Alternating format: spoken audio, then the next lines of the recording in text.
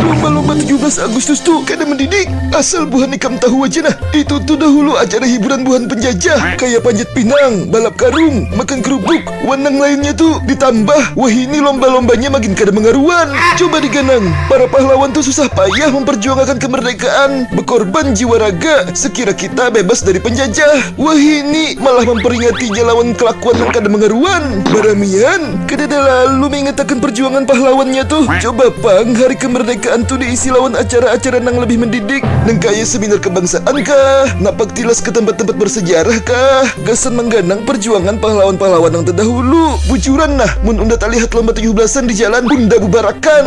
Bangang lalu.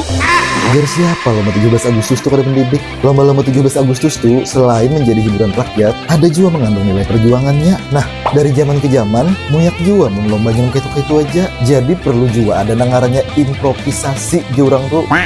Sekira masyarakat tertarik memeriahkan hari kemerdekaan Indonesia.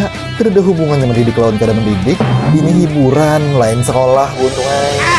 Ya, para 17 Agustus nih, pandiran soal lomba ini dasaran bandar jadi kisah. Sebujurnya lah, pandangan orang-orang lah soal lomba 17 Agustus tuh sama-sama ada bujurnya. Pertama, penting benar kita mengingat jasa pahlawan lewat acara yang hikmah, lawan mendidik. Kedua pulang, lomba-lomba gasan beramian nih juga bisi makna perjuangan. Pun jadi cara menguatkan tali silaturahmi antar warga di masyarakat. Tapi tentu saja sasadangnya kelakuan kalau mau lomba yang diadakan tuh haruslah tetap menjaga lingkungan kondusif pun beretika. Tahu di bahasa tadi, jangan sampai beramiannya lomba tadi malah mengolah kerusakan atau merugikan orang lain. Jadi kawanlah yang paling pas tuh nah, yaitu menyeimbangkan keduanya, mengadakan acara renungan saling mengingat jasa pahlawan sekaligus juga hiburan sajian rakyat yang meriah, karena intinya sama-sama juga biasa menguatkan rasa persatuan dan rasa syukur kita atas kemerdekaan Indonesia. Ulun seorang pun nah katuju banget melihat lomba, nama lombanya tuh